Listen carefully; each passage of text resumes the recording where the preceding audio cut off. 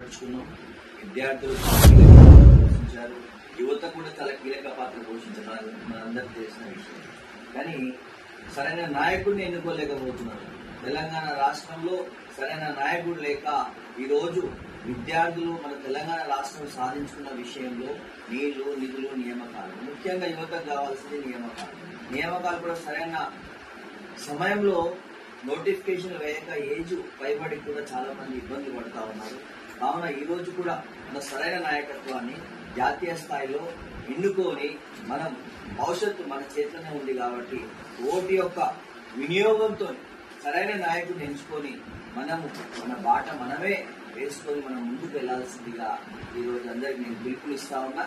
కావున ఓటు యొక్క విలువ తెల్ల కాగితం కాదు. ఓటు అంటే ప్రధానమంత్రి, ముఖ్యమంత్రి ఒక మీ స్థాయిని మీరే ఎంచుకునే ఒక అవకాశం ఓటు అంటే. కావున ఓటు ప్రతి ఒక్కరు వినియోగించుకోండి. మీకు ఒకవేళ ఆ నాయకుడు నచ్చకపోతే నోటా అనే ఒక ఆప్షన్ ఉంది, నోటా కన్నా వేయండి. మీరు ఓటు వేయకపోతే దాన్ని దుర్వినియోగపరిచి వేరే వాళ్ళు వేసుకునే పరిస్థితి ఇక్కడ కనిపిస్తూ ఉంది. మనం గతంలో ఎన్నో సంఘటనలు చూసినాం. కాబట్టి ప్రతి ఒక్కరు ఓటు వేసి ఓటు యొక్క ప్రాముఖ్యతని చాటి భారతదేశాన్ని ముందుకు తీసుకెళ్తారని మీ యువతకు పిలిపిస్తా ఉన్నాను. Thank you.